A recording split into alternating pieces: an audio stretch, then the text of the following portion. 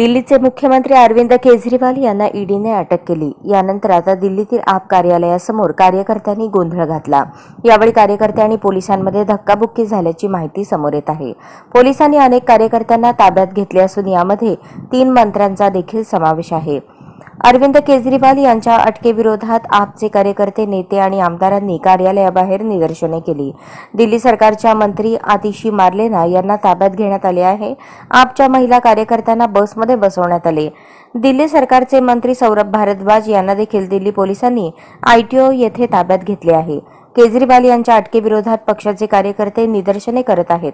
अरविंद केजरीवाल यांना त्यांचे वकील आणि कुटुंबियांना भेटण्याची परवानगी द्यावी असे आम्ही सर्वोच्च न्यायालयासमोर म्हणू, असे सौरभ भारद्वाज यांनी म्हटले आहे।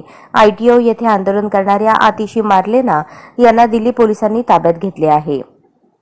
आतिशी यांना ताब्यात घेतले जात असताना त्या म्हणाल्या, हे लोक आधी दिल्लीच्या मुख्यमंत्र्यांना खोट्या प्रकरणात अटक करतात, त्यानंतर शांततापूर्ण आंदोलकांनाही अटक केली जात आहे। ही लोकशाहीची हत्या नाही तर काय आहे? केजरीवाल यांना अटक केल्यानंतर काँग्रेसने भाजपवर जोरदार हल्लाबोल केला आहे। भाजप निवडणुकीच्या निकालाने घाबरली आहे, अब की बार सत्ता के बाहर असं म्हणत निशाणा साधला आहे। तसेच रोज विजयाचे खोटे दावे करणारी अहंकारी भाजपा निवडणुकीपूर्वी विरोधी पक्षांना बेकायदेशीर मार्गाने कमकुवत करण्याचा प्रयत्न करत आहे, असेही म्हटले आहे। आजच स्मार्ट महाराष्ट्र न्यूज चॅनलला सबस्क्राइब करा।